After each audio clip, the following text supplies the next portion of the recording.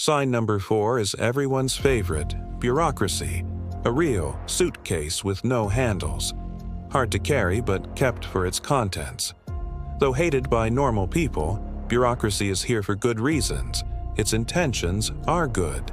Just sucks that the road to hell is paved with good intentions. Here's how it goes. We start with 10 commandments. Simple, sensible, easy to remember. But then us, humans, being too smart for our own good, we think of ways to improve simplistic systems. Yeah, thou shalt not steal, but what if? And we start customizing, trying to take every possible little thing into account. That, in itself, is good, helps to take details into consideration, delivers justice by paying attention to particularities of every separate case, etc.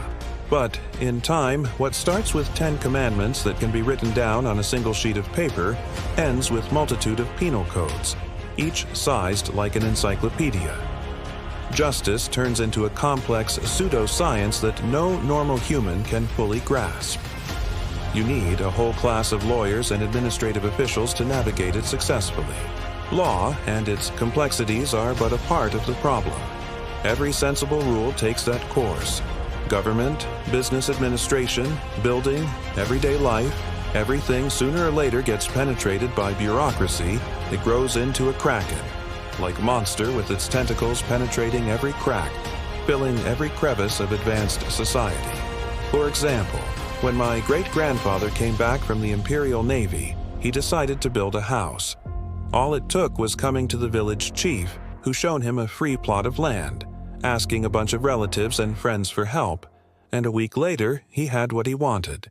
No building codes, no permissions and consents, no extravagant expenses.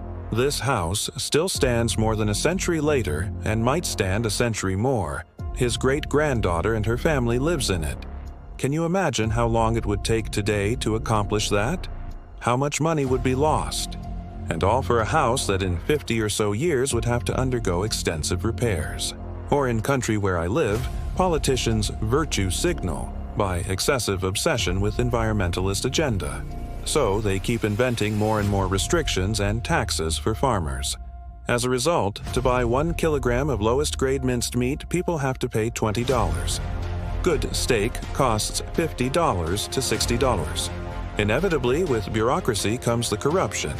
They walk hand in hand like high school sweethearts. Corruption was always with us since the Stone Age, but when it pairs up with paperwork nightmare, new horizons open up. Schemes that are created by this unholy alliance are notorious and hard to crack.